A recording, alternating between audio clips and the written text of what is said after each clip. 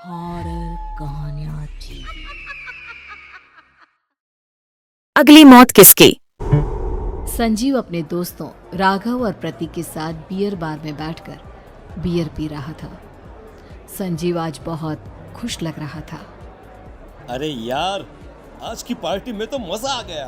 तुम दोनों दोस्तों के साथ तो मेरी जिंदगी इतनी अच्छी है कि क्या बताऊं कितनी अच्छी है। अरे भाई, अब दोस्ती की है तो जीना मरना सब साथ में। हाँ, अरे अरे यार सुनो, जल्दी से एक बियर और ऑर्डर करते हैं ना, एक आखिरी, और उसके बाद ये जश्न यहीं खत्म हो जाएगा। अरे हाँ हाँ, क्यों नहीं। वेटर, जल्दी से 2 बियर की बोतल लेकर आओ।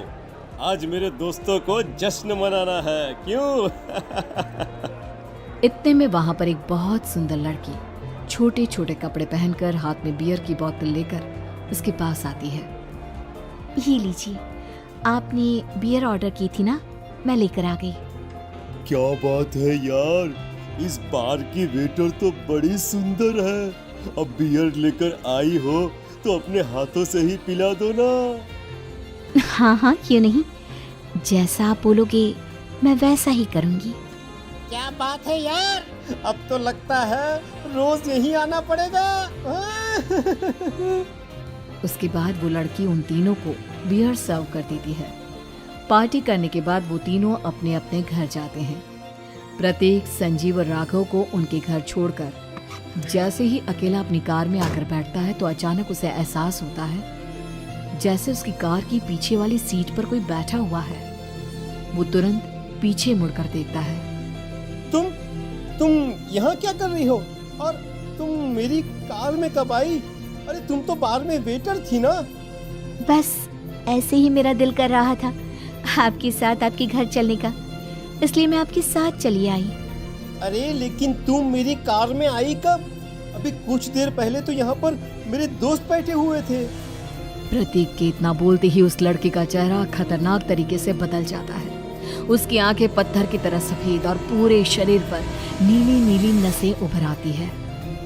गाड़ी चलाओ, पूरी स्पीड में चलाओ, और अगर तुमने गाड़ी रोकने की कोशिश भी की तो मुझसे बुरा कोई नहीं होगा। डर की वजह से प्रतीक के पसीने छूटने लगते हैं। उसका शरीर बुरी तरह से कांप रहा था। प्रतीक बिना कुछ सोचे समझे कार को फुल स्पीड से चलाना शुरू करता है।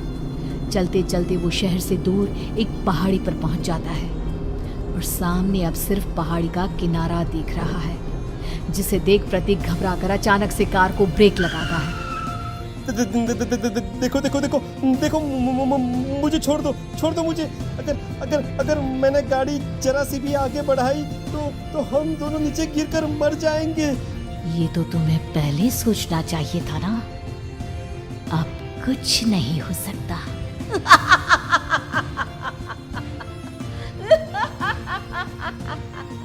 छोड़ दो मुझे। नहीं नहीं, प्लीज मुझे छोड़ दो। प्लीज प्लीज मुझे जाने दो, छोड़ दो मुझे। गाड़ी आगे बढ़ाओ। और तभी अचानक से बिना प्रतीक के स्टार्ट किए उनकी कार आगे बढ़ती है और गहरी खाई में गिर जाती है। उसके चीखने की आवाजें चारों तरफ सुनाई देती है।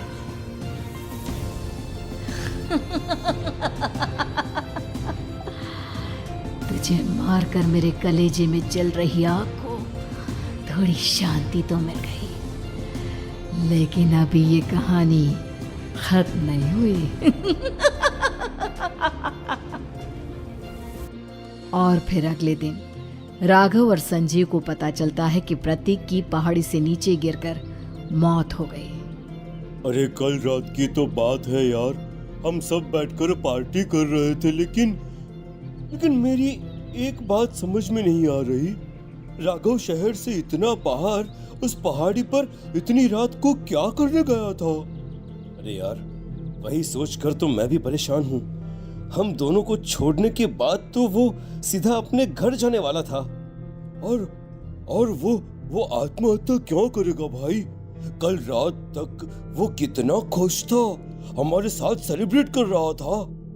हाँ, लेकिन पुलिस ने तो यही कहा है कि प्रतीक ने अपनी कार को जानबूझकर पहाड़ी से नीचे गिरा दिया और आत्महत्या कर ली। अरे यार, संजीव मेरी तो कुछ भी समझ में नहीं आ रहा है। चल ठीक है, अब मैं अपने घर जाता हूँ। Okay bye. राघव अपने घर में अकेला था। दोपहर का वक्त था। तभी दरवाजे की घंटी बजी। कौन है? अरे 1 मिनट रुको, अभी आता हूँ। राघव ने जैसे ही दरवाजा खोला उसने देखा कि सामने एक बहुत खूबसूरत लड़की खड़ी हुई है। कौन है आप और यहाँ किससे मिलने आई हैं?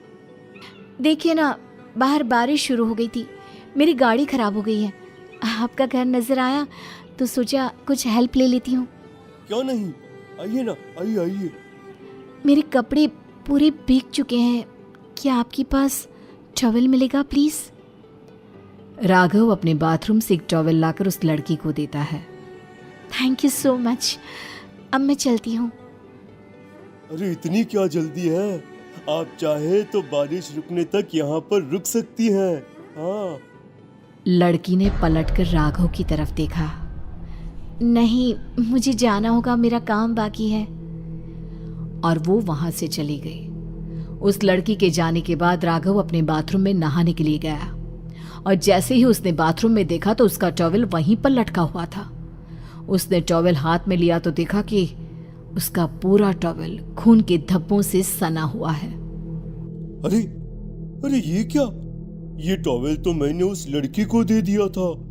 ये वापस मेरे बाथरूम में कैसे आ गया? और इस पर ये खून के धब्बे कहां से आ गए? राघव ने आईने में देखा तो उसकी गर्दन पर एक बड़ा सा चाकू का कट लगा हुआ था जिससे खून बह रहा था, जिसे देख राघव के होश उड़ गए। हाँ, अरे ये क्या? मेरी गर्दन इतनी ज्यादा कटी हुई है और मुझे दर्द भी नहीं हो रहा है। ये क्या हो रहा है मेरे साथ? राघव घबराकर बाथरूम से बाहर आया और अपना मोबाइल उठाकर उसने संजीव को फोन लगाया। संजीव जल्दी से मेरे पास आ जाओ। मुझे लगता है कुछ बहुत बड़ी गड़बड़ है, जल्दी आ जाओ। उधर से आवाज आई, लेकिन वो आवाज संजीव की नहीं बल्कि एक लड़की की थी। कुछ अजीब नहीं हुआ है, बस तुम्हारी मौत तुमसे मिलने आई थी और तुम्हें मारकर चली गई। अब तुम इस दुनिया का हिस्सा नहीं हो राघव, इसलिए तुम्हें अपनी गर्दन के कटने का दर्द भी महसूस नहीं हो रहा। नहीं, ऐसा नहीं हो सकता, ऐसा नहीं हो सकता। कौन हो तुम? तुम्हारी मौत। अब संजीव के पास खबर पहुंचती है कि राघव ने अपने ही घर में चाकू से गर्दन काटकर आत्महत्या कर ली। ये सुनने के बाद संजीव के होश उड़ गए। वो पसीने से तरबतर हो गया और एक अनजाना डर अब उसके दिल को सताने लगा।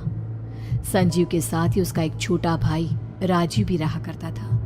अपने भाई को इस तरह परेशान देखकर राजीव उसके पास आया। अरे भैया, क्या हुआ भैया? आप इतने घबराए हुए क्यों लग रहे हैं? प्रतीक और राघव की मौत, मेरा मतलब मेरी कुछ समझ में नहीं आ रहा भाई। अचानक से मेरे दोनों दोस्तों ने आत्महत्या क्यों कर ली? अरे वो तो मेरी भी समझ में नहीं आ रहा है भैया। हाँ, हो सकता है कि कोई परेशानी होगी और इसीलिए उन्होंने ऐसा किया होगा। हाँ, लेकिन दोनों की जिंदगी में एक साथ परेशानी और दोनों का इतनी खतरनाक तरीके से आत्महत्या करना, कहीं ऐसा तो नहीं मैं भी मर जाऊंगा? अरे आप ऐसी बातें क्यों कर रहे हैं भैया? वैसे ही मैं इतना परेशान हूँ। जब से अंजलि ने मेरा साथ छोड़ा है तब से सब कुछ बहुत अजीब सा हो गया है।